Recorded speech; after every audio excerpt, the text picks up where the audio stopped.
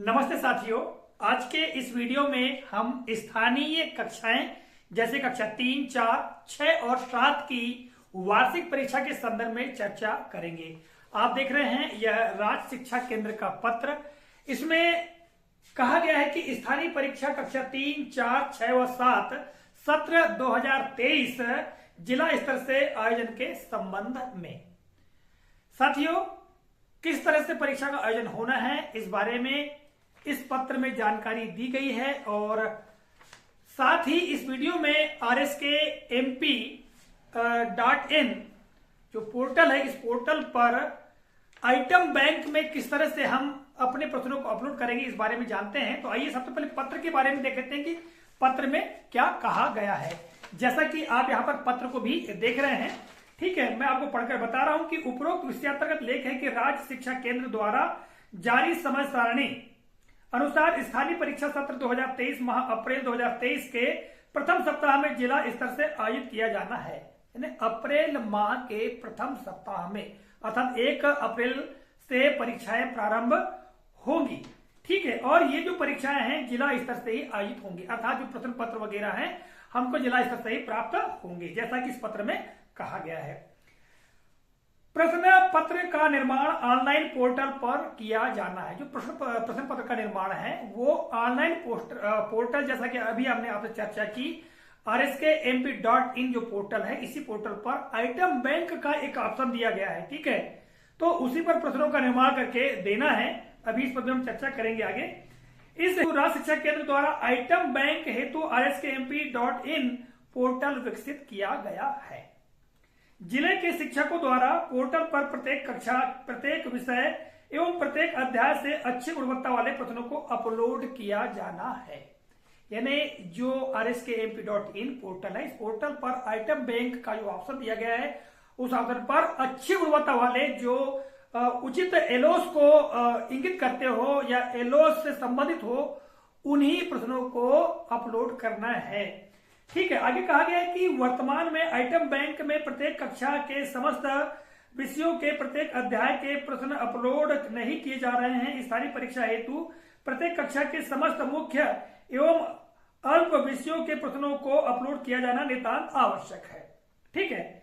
आज दिनांक तक शिक्षकों द्वारा पोर्टल पर जो प्रश्न अपलोड किए गए हैं वह संख्या बहुत कम है। अभी साथियों, प्रश्नों की संख्या जिलेवार यहाँ पर पीछे दी गई है सारणी में, इस पर भी हम चर्चा करेंगे।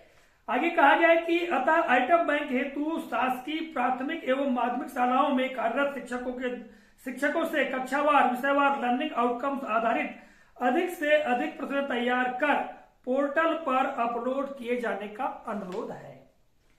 साथियों, अभी तक जिलेवार जो प्रश्न अपलोड किए गए हैं उनके बारे में यहाँ पूरी सूची दी गई है। यहाँ पर पूरे जिलों के नाम दिए गए हैं और यहाँ पर कक्षा 3 के कितने प्रश्न अपलोड किए गए हैं, इस तरह कक्षा 4 के लिए, कक्षा 6 और कक्षा 7 के लिए जो प्रश्न अपलोड किए गए उनकी संख्या यहाँ पर दी गई है और कुल कितनी संख्या में प्रश्नों को अपलोड किया गया है ये विवरण दिया गया है।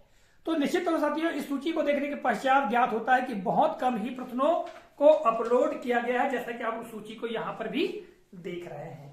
आइए साथियों, अब हम rskmp.in पोर्टल पर लॉगिन करने के पश्चात किस तरह से आइटम बैंक में प्रश्नों को अपलोड करेंगे उस प्रक्रिया को भी जान लेते हैं। जैसा कि आप देख पा रहे हैं यह टेबलेट, इस टेबलेट का उपयोग करना है। तो किस तरह से अपलोड करेंगे इस बारे में जानते हैं। सबसे पहले आपको जो क्रोम ब्राउजर है उस क्रोम ब्राउजर को ओपन कर लेना है। जैसा कि आप देख पा रहे हैं यहाँ पर ये RSK, ये इतनी टाइप करने के पश्चात यहां देखिएगा ऊपर ही जो साइट है वो खुलकर आ चुकी है। इस पर हम क्लिक करेंगे और यहां पर हमको लॉगिन हो जाना है। यहां लॉगिन होने के लिए आपको क्या करना है, यहां पर अपनी यूनिक आईडी प्रविष्ट कर देना है। इसके पश्चात यहां पर पासवर्ड, और पासवर्ड में जैसा कि पूर्व में हमने बताया कई बार, आप लोगों को यहां पर अपनी डेट ऑफ बर्थ अंकित करनी है और यहां पर कैप्चा कोड, इसके बाद लॉगिन हो जाना है। चलिए मैं फटाफट लॉगिन हो जाता हूं।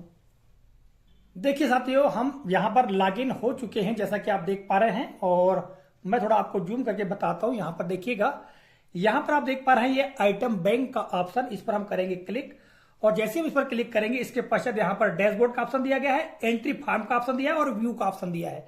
तो आपको एंट्री फॉर्म पर क्लिक करना है और क्लिक करने के पश्चात आपको यहां पर जो ऑप्शन दिए गए इनको भरना है। जैसे यहां पर सबसे पहले ग्रेड अर्थात कक्षा भरना है। यदि आप कक्षा तीसरी का अपलोड करना चाहते हैं प्रश्न तो थर्ड ऑप्शन पर क्लिक कर लिया। इसके पश्चात सब्जेक्ट यानी किस विषय का आप अपलोड करना चाहते हैं, इस उदाहरण के लिए गणित, तो हम गणित पर हमने क्लिक कर दिया। इसके पश्चात यहां देखिएगा, यहां पर लर्निंग आउटकम एलोस कोड, यानी जो लर्निंग आउटकम है उसका कोड अंकित करना है कि किस लर्निंग आउटकम के अंतर्गत आप प्रश्न को अपलोड करना चाहते हैं। तो यहां पर दिया है M301। इस तरह से यहां पर बहुत सारे जो लर्निंग M303, ये M304 इस प्रकार दिए। तो आप किसी भी एलोस, जिस एलोस का प्रश्न आप अपलोड करना है उस एलोस को यहाँ पर क्लिक करके आपको अपलोड करना होगा। इसके पश्चात यहां देखिएगा चैप्टर सेलेक्ट करना है, यानी किस चैप्टर का आपको प्रश्न अपलोड करना है। उदाहरण के लिए पहले ही अध्याय का करना है तो देखे किधर से अध्याय को हमने यहां ले लिया। इसके बाद साथ डिफिकल्टी लेवल, यानी किस डिफिकल्टी अर्थात कठिनाई स्तर क्या होना चाहिए प्रश्न का, तो इजी हो या एवरेज या डिफिकल्ट।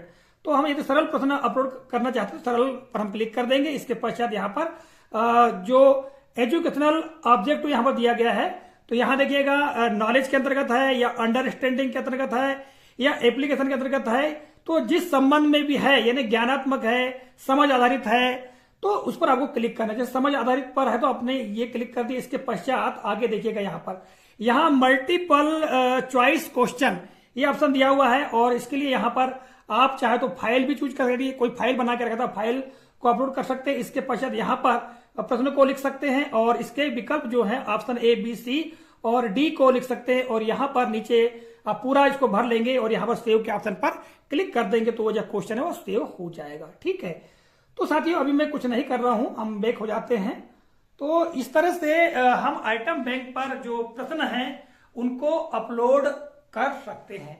तो साथियों इस वीडियो में यह जानकारी परीक्षा के संदर्भ में मैंने देने का प्रयास किया है। साथ ही आइटम बैंक में किस तरह से हम प्रश्नों को अपलोड कर सकते हैं इसकी भी जानकारी हमने आपको संक्षेप में देने का प्रयास किया। यदि आपको अतिरिक्त जानकारी चाहिए तो आप कमेंट बॉक्स में कमेंट कीजिएगा।